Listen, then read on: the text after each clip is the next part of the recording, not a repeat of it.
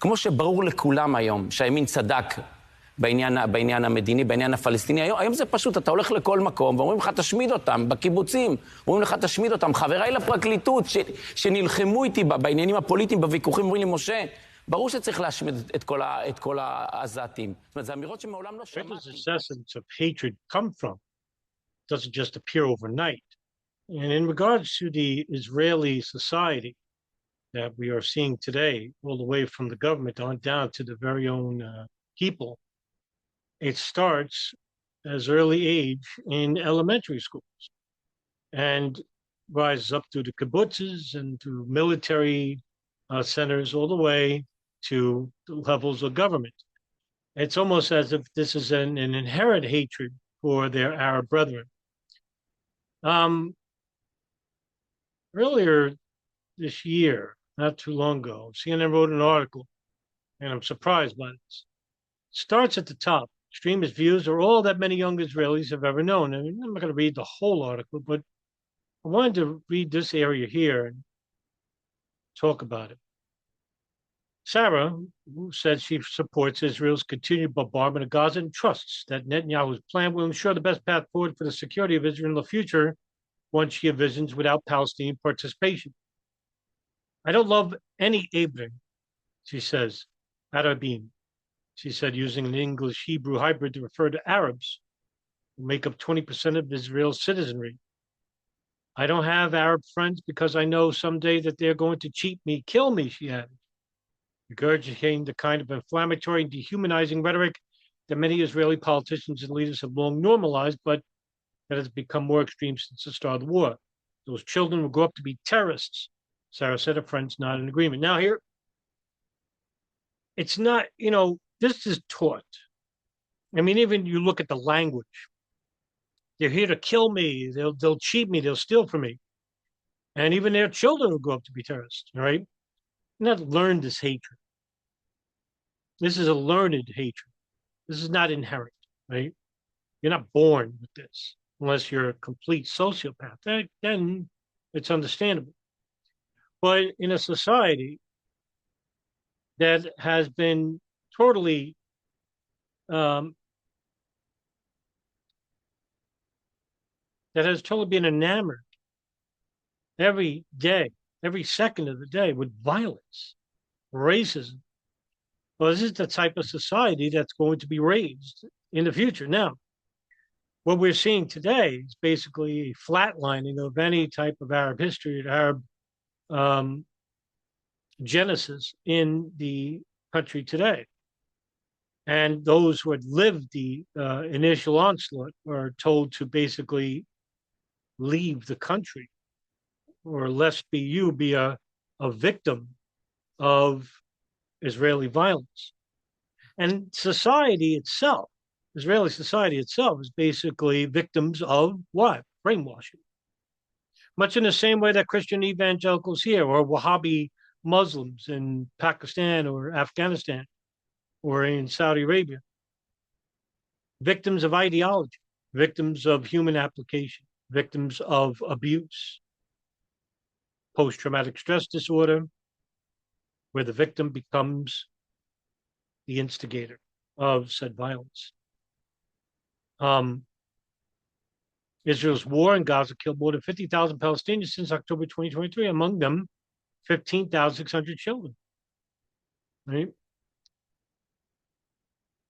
Days before, at another demonstration just outside the Knesset, Israel's parliament, Maya, a 16-year-old girl, said, I think we should kill all of them.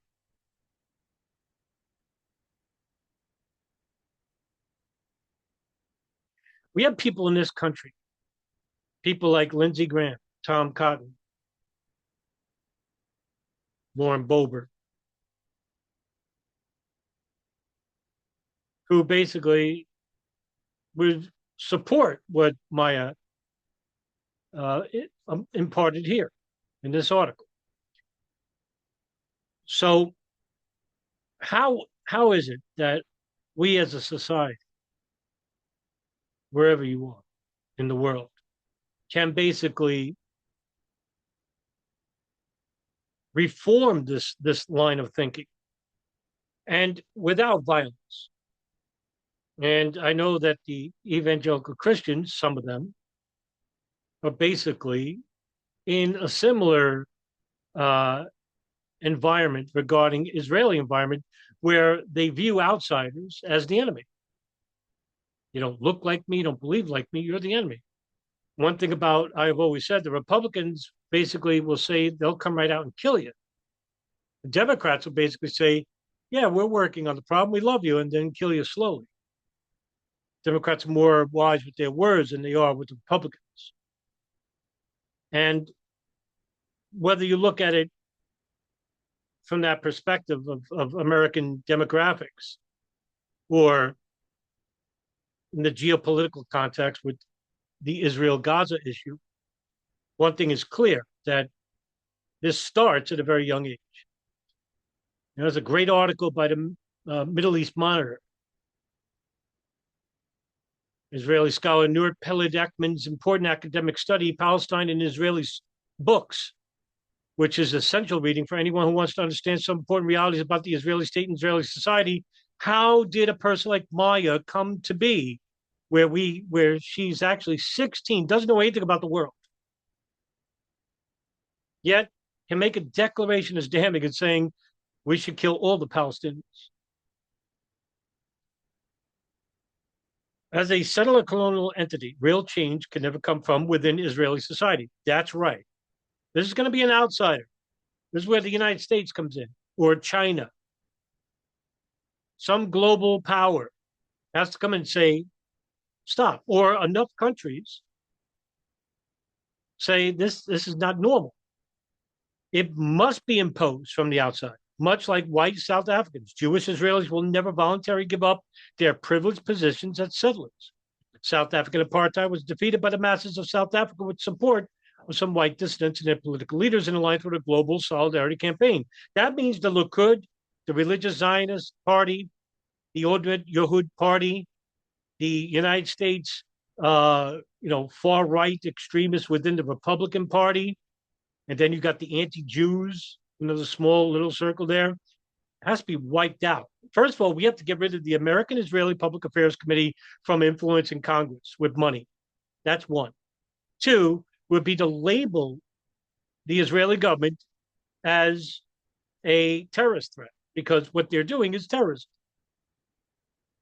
We have rules in war. That's why you can't just kill everybody, because you want your pound of flesh, your revenge. What you do is you have justice, right? A judicial system of law, a basis for judging somebody for their conduct of crime, judged by a committee or jury of his peers. And what we don't even have that here. The judge is the Israeli president and the prime minister on orders of the Israeli military through the influence of a heretical, far-right, racist nationalist group called the Likud, which is basically being supported by political ethno-racist groups like the Kahanists in the religious Zionist party, or the Oded Yehud, people like Osset Struk, or Bezalel Smotrich, right? People that come right out and say that we need to basically keep Israel Jewish and get all the Arabs out by any means necessary. In the same way Israel apartheid will be defeated by the Palestinian struggle, this struggle is supported by a minority of Israeli dissidents and by international solidarity movement, especially the BDS movement, which is why Israel's getting ahead of the game, playing very smart here. The Israeli government is basically subduing by any means necessary. That means using the American judicial system to enforce immoral and illegal laws that victimize people who are speaking out against the death of people. This is where we're at. And this is very horrifying to think about, that it won't stop here. It won't stop just with Israel. Hey, this guy's a Democrat. We need to put this guy in jail, deport him, put him in Guantanamo. Oh, wait a minute. He supports Hamas. Kill him. How far are we? We're not far. Peled Ekman's book was a major study of 17 Israeli school textbooks on history, geography, and civic studies. As you could see from what she says in the interview above, she came to some stark conclusions. When they even mention Palestinians at all, Israelis' official school books teach a racist discourse, which quite literally wipes Palestine off the map in the school books only ever showed the land of Israel from the river to the sea. She explained that not a single one of the school books, including any positive cultural or social aspect of Palestinian life, neither literature nor poetry, neither history nor agriculture, neither art nor architecture, neither customs nor traditions are ever mentioned. Of the rare times that Palestinians are mentioned, it is an overwhelming negative and stereotypical fashion. All books represent Palestinians in racist icons or demeaning classificatory images such as terrorists, refugees, primitive farmers, the three problems they constitute for Israel. You always hear about, oh, look at the Palestinian books and Nazi books and whatnot. We never see the Israeli books for good reason. Why? Because the Israeli government doesn't want you to know that they practice just the same hatred as these, militants in Palestine, right? I don't agree with what Hamas is doing or the Palestinian Islamic Jihad, the terrorist groups. Violence begets violence. I may be an atheist, but the Bible and the Quran and other religious texts basically do have some things that, resonate with me on a moral basis. She concluded that the children's school books present Israeli Jewish culture as superior to the Arab Palestinian one. Israeli Jewish concepts of progress are superior to the Palestinian Arab way of life, and the Israeli Jewish behavior is aligned with universal values. And what this basically does is, bring about a rise in anti-Semitism. It doesn't just belong to, Jews, but Semites in the Middle East, and also racism. This is how you dehumanize a people. And then now we're getting into very dangerous territory. We saw this in the Mao Zedong dynasty. We saw this with Adolf Hitler. We saw this with Joseph Stalin. And in 1935, Japan, under Emperor Hirohito. And now we're seeing it here in Israel and also here in the United States, because I'm seeing it on viral media. Now, I'm not seeing it in the streets just yet. I mean, we are a tinderbox out there, but it's not as bad as you think it is. And of course, there are exaggerations and there are inflammatory comments made on viral media, but they don't represent the majority of the people who are outside, doing daily things. And what we need is a backlash to the immorality or the amorality that we're seeing in the Israeli government. And if we can basically temper the Saudi Arabian government, that's because of 9/11.